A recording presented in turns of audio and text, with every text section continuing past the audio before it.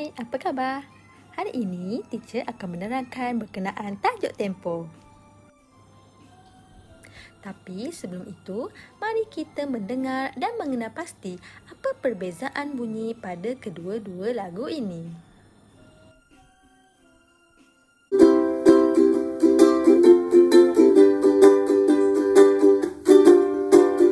Aku merantau duduk di negeri orang, beratur-batu dari negeri aku. Ini aku memang kerja duduk sepak, hidup pindah-rendah macam orang normal. Nak cari kedah ada masakan kampung, tapi payah suruh makanan segera hak timbang. Ni aku malah duduk bandar besar, musik getang tak tahu pada ikut. Aku nak makan nasi dengan kuah singgang, lauk ikan air maupun ikan sayang, tumbuk sambal belacan makan orang raja, letak bibir-bibir kalau pun ada, putih pacang betul suap sekali dengan ikan, pegang selur-selur tabur dilekat tulang.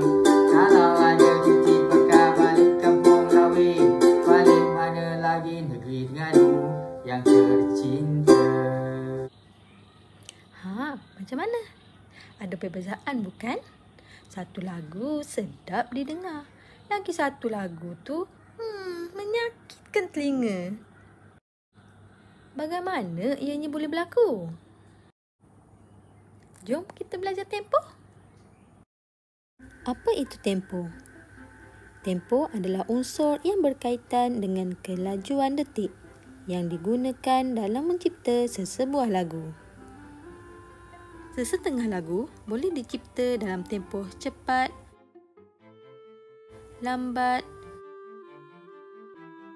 atau sederhana. Tempoh boleh dinyatakan dengan menggunakan istilah seperti allegro, andante, adagio, moderato dan banyak lagi mengikut sukatan metronom. Apa pula metronom tu? Hai, saya metronom. Saya merupakan alat peranti yang dapat mengeluarkan suara atau bunyi dengan interval yang stabil. Saya digunakan oleh pemuzik atau penyanyi agar tempo muziknya lebih tepat. Jom tengok bagaimana cara saya bekerja mengiringi pemuzik yang bermain tempo lambat dan cepat.